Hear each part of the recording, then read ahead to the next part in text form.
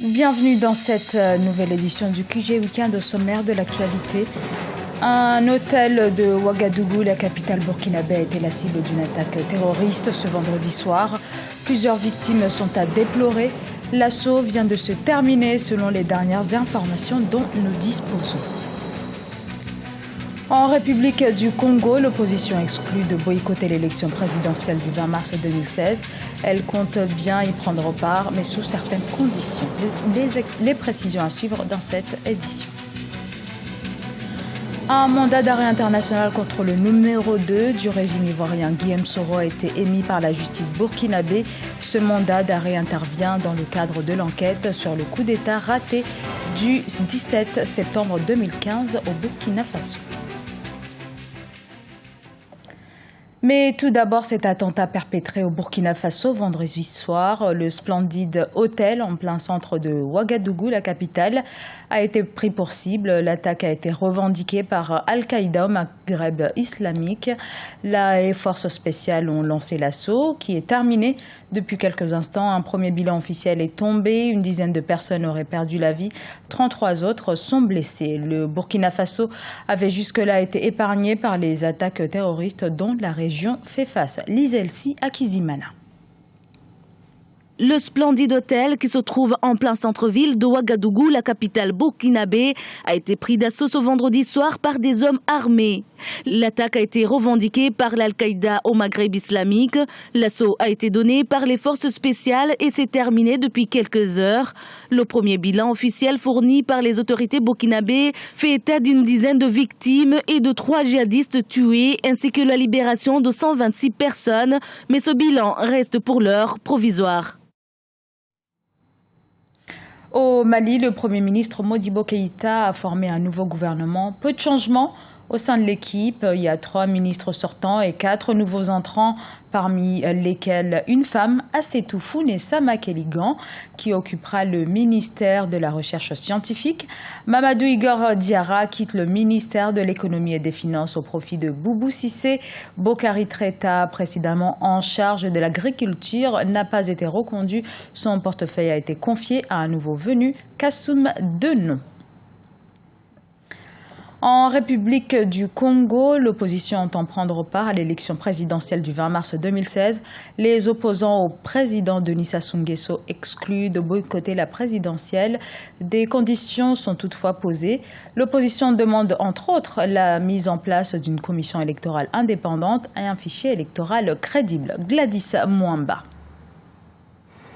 Participation de l'opposition congolaise à la présidentielle du 20 mars 2016, mais sous certaines conditions. La première convention des 2 principales plateformes de l'opposition s'est clôturée ce mercredi 13 janvier 2016 en République du Congo. Le parti du Front républicain pour le respect de l'ordre constitutionnel et l'alternance démocratique et celui de l'Initiative pour la démocratie au Congo se sont entendus pour participer à l'élection présidentielle anticipée, seulement toutefois si certains préalables sont remplis. C'est donc un compromis historique que nous sommes en train de chercher pour que, au fond des urnes, nous puissions récupérer la victoire qu'on nous a arrachée le 25 octobre dernier à travers un coup d'État constitutionnel qui se poursuit et qui, pour le gouvernement en place, sera une manière d'obtenir une sorte de consécration populaire. Parmi les revendications de l'opposition, l'instauration d'une commission électorale officiellement indépendante ainsi que l'élaboration d'un fichier électoral fiable audité par l'Organisation internationale de la francophonie. Ces propositions sont retenues, vont faire l'objet d'une mise en œuvre et d'une exécution jusqu'à l'élection pour l'élection présidentielle de 2016. La biométrie, puisqu'il s'agit de la 3e condition, la biométrie, il est entendu pour tout le monde que c'est un processus complexe et que de toute façon, il ne peut pas être mis en œuvre en quelques semaines ou en quelques mois. Certains autres pays se sont engagés dans l'implémentation de la biométrie. C'est des processus qui ont pris des années et parfois, il y a des pays voisins que je ne cite pas, qui ont interrompu le processus parce qu'il était devenu trop complexe. Cette frange de l'opposition remet en cause le bouleversement du calendrier électoral ainsi que la nouvelle constitution adoptée lors du référendum du 25 octobre 2015. La nouvelle loi fondamentale de la République du Congo proscrit la limitation d'âge pour être présidentiable ainsi que la limitation du nombre de mandats consécutifs de la fonction présidentielle. Des amendements qui permettent ainsi à l'actuel chef de l'État, Denis Sassou Nguesso, de se présenter à la présidentielle de 2016 pour tenter de briguer un troisième mandat. Également dans l'actualité, la justice burkinabé a émis un mandat d'arrêt international contre Guillaume Soro, président de l'Assemblée nationale ivoirienne. Il est accusé par la justice militaire burkinabé d'avoir soutenu le coup d'État militaire avorté du 16 septembre 2015.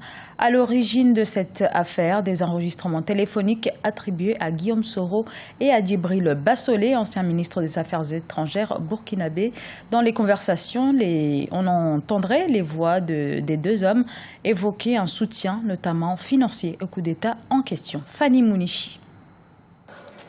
Guillaume Soro, le président de l'Assemblée nationale ivoirienne, serait visé par un mandat d'arrêt international. Une procédure de la justice militaire du Burkina Faso dans le cadre de l'enquête sur la tentative de coup d'État raté du 17 septembre 2015 menée par le général Gilbert Diendéré. Des enregistrements téléphoniques attribués à Guillaume Soro et Djibril Bassolé, ancien ministre des Affaires étrangères burkinabé, seraient à l'origine de ces accusations. Les autorités du Burkina Faso ont réaffirmé leur intention de faire la lumière sur cette affaire. Tous les dossiers vont être suivis jusqu'au bout.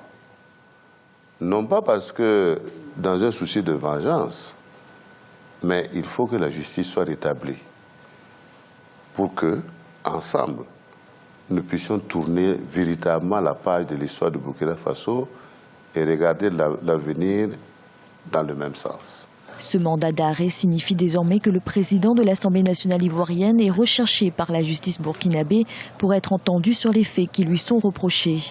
Sur le plan judiciaire, cette procédure implique de fait une demande d'extradition. La demande d'extradition est donc lancée par la justice militaire, je précise, mais la justice tout de même, du Burkina Faso contre une autorité importante, en l'occurrence président de l'Assemblée nationale d'un pays souverain. Et quel pays souverain? Probablement le pays le plus important de la région. Il ne garantit bien entendu pas que le président de l'Assemblée nationale, Guillaume Soro, va être livré demain par qui que ce soit, parce qu'on voit difficilement le président de l'Assemblée nationale d'un pays arrêté dans un autre pays et livré à un troisième pays. C'est une situation compliquée. Au mois de décembre 2015, dans un autre dossier, la justice du Burkina Faso avait également émis un mandat d'arrêt international contre l'ancien président burkinabé Blaise Compaoré, réfugié en Côte d'Ivoire. Une demande qui, pour l'instant, est restée sans réponse. Au Togo, dans le cadre de la réformation de l'armée, le gouvernement réorganise la gendarmerie nationale. Cette réorganisation a fait l'objet ce mercredi d'un décret adopté en Conseil des ministres présidé par le chef de l'État Faure Gnassingbé. Principaux changements qui vont s'opérer, la création d'un corps militaire chargé de missions de police et la mise en place de nouvelles unités spéciales. Objectif de ce dispositif, faire face aux nombreux défis sécuritaires, notamment la montée du terrorisme ou encore la piraterie. Lundi 11 janvier 2016, le rand, la devise sud-africaine, a chuté de 9%, atteignant ainsi son niveau le plus bas depuis octobre 2008.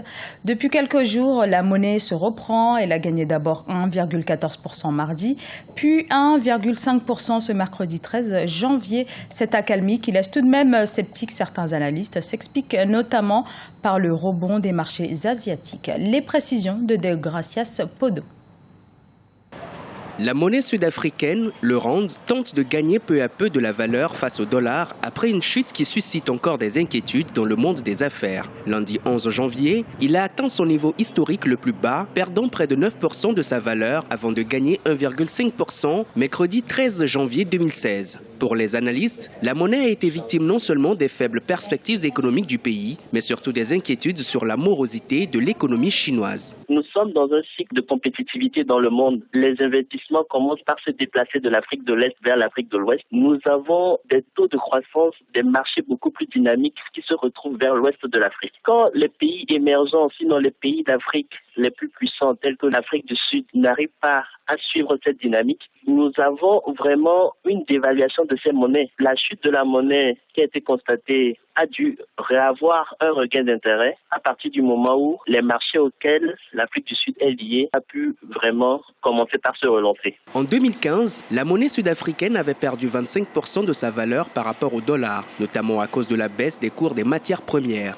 Dans le contexte actuel, la Banque centrale sud-africaine envisage une réunion au cours de laquelle elle pourrait décider d'une augmentation des taux d'intérêt. Du côté des investisseurs, l'on entrevoit des opportunités. Ces derniers veulent anticiper sur l'éventuelle hausse des taux directeurs pour tirer profit des revenus des banques et autres établissements financiers. Moi, je pense que les investisseurs sont obligés de rester optimistes, du moins dans le court terme, parce que le déplacement des investissements suppose un certain nombre de préalables. C'est pour ça que l'Afrique du Sud a encore une chance sur le court terme de régler sa politique monétaire, de sorte à ce que les investisseurs continuent d'avoir confiance au marché. Nous, en tant qu'économistes, c'est de dire que le marché sud-africain rassure. Du moins sur le court terme, à partir du moment où la dévaluation de la monnaie sud-africaine n'est pas encore due à des déficits assez structurels de l'économie. Depuis quelques années, l'Afrique du Sud fait face à d'importants défis économiques marqués par une croissance faible et un taux de chômage supérieur à 25%. Les autorités auront fort à faire, les attentes sont nombreuses. Beaucoup craignent une hausse importante de l'inflation.